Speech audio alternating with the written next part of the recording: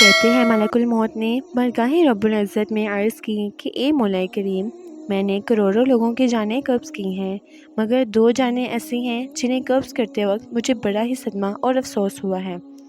میں نے تیرے حکم کی تکمیل ضرور کی، مگر نہایت ہی دکھ ساتھ، اور 2 ایک ماں اور ایک بیٹا تھا۔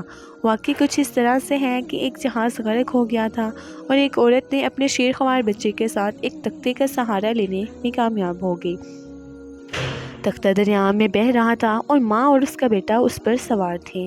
اے مولا کریم، اچانک تیرا حکم ہوا اور میں نے ماں کی جان اس تختے پر نکال لی۔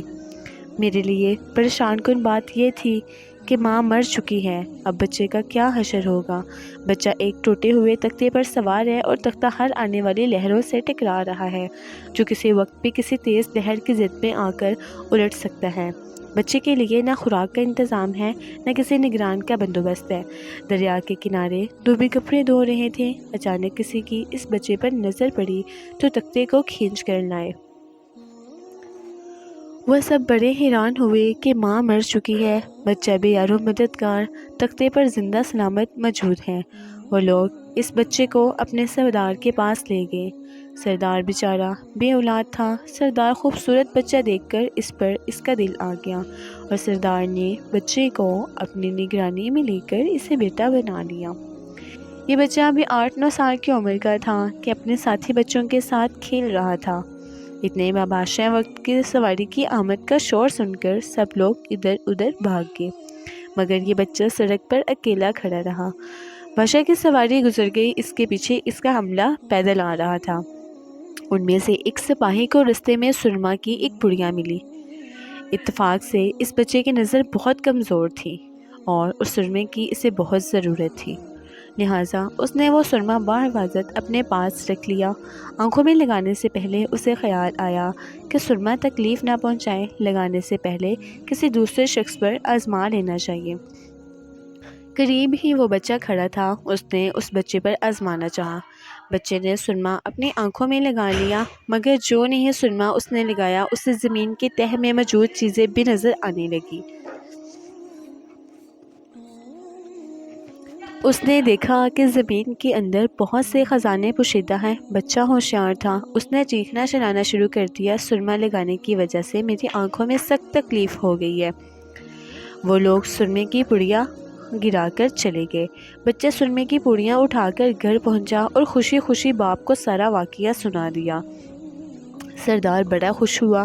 باپ نے کہا، ہمارے پاس آدمی بھی ہیں اور گدھے بھی ہیں، تم سرما لگاؤ، ہم تمہارے ساتھ چلتے ہیں، جہاں کہیں خزانہ پاؤ ہمیں بتاؤ، ہم نکال لیں گے۔ چنانچہ ایسے ہی ہوا۔ بچے کے بتانے پر وہ لوگ خزانہ نکالنے لگ گئے، تھوڑے ہی عرصہ میں امیر بن گئے۔ بچہ جوان ہوا تو اس نے اپنے پروزے نکالنے شروع کر دیے۔ ان کے پاس دولت کی فراوانی ہو گئی، زمین کے تمام خزانے اس کی نظروں میں تھے۔ اس نے آہستہ آہستہ بہت سے آدمی اپنے ساتھ ملا لیے۔ اس کے بعد تمام سرداروں کو ادھر ادھر کر دیا اور خود سردار بن گیا۔ آخر نوبت یہاں تک آ پہنچی کہ اس نے بادشاہ کے ساتھ بھی ٹکر لے لی اور اسے مغلوب کر کے خود بادشاہ بن گیا۔ اس بچے کا نام شاداد تھا، اور یہ وہی بچہ تھا جس کی ماں تختے پر ہی مر گئی تھی اور یہ اکیلا دریا کی لہروں کے ساتھ بہہ رہا تھا۔ کہتے ہیں جب یہ برسر اقتدار آیا تو اس نے حکم دیا کہ ایک ایسا کمال درجے کا شہر آباد کیا جائے جس کی ایک اینٹ سونے کی اور دوسری چاندی کی ہو۔ اس میں ایک عالیشان باغ ہو جس میں دنیا کی ہر چیز میسر ہو۔ جب وہ شہر ہر لحاظ سے مکمل ہو گیا تو شاداد نے ارادہ کیا جا کر اس شہر کا نظارہ کیا جائے۔ چنانچہ وہ شہر کو دیکھنے نکلا۔ ابھی دروازے تک ہی پہنچا تھا کہ ملک الموت کو حکم ہوا اور اس نے وہی اس کی روح قبض کر لی۔ اسے اتنا موقع بھی نہ دیا کہ اپنے بے مثال باغ کو ایک نظر دیکھ سکتا۔ ملک الموت نے کہا، اے مولا کریم، اس شخص کی روح قبض کرتے ہوئے بھی مجھے نہایت ہی صدمہ پہنچا کہ وہ شخص ہر چیز کر کے اسے دیکھ بھی نہ سکا۔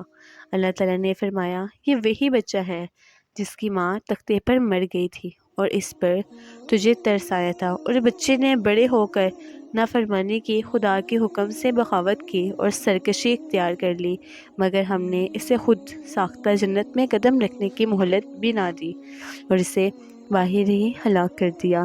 اسی جنت کے بارے میں مشہور ہے کہ وہ دنیا میں موجود ہے مگر سب کی نظروں سے اوجھل ہے۔ امیر معاویہ رضی اللہ تعالیٰ عنہ کے زمانے میں ایک صحابی رضی اللہ تعالیٰ عنہ کا اونٹ گم ہو گیا، تو وہ اونٹ کی تلاش میں کہیں اس علاقے میں جا پہنچے تو اللہ تعالیٰ نے اسے وہ سب کچھ دکھلایا۔ وہ صحابی وہاں کی کوئی نشانی بھی ساتھ لایا تھا۔ اس صحابی نے یہ واقعہ امیر معاویہ رضی اللہ تعالیٰ عنہ کے پاس بیان کیا۔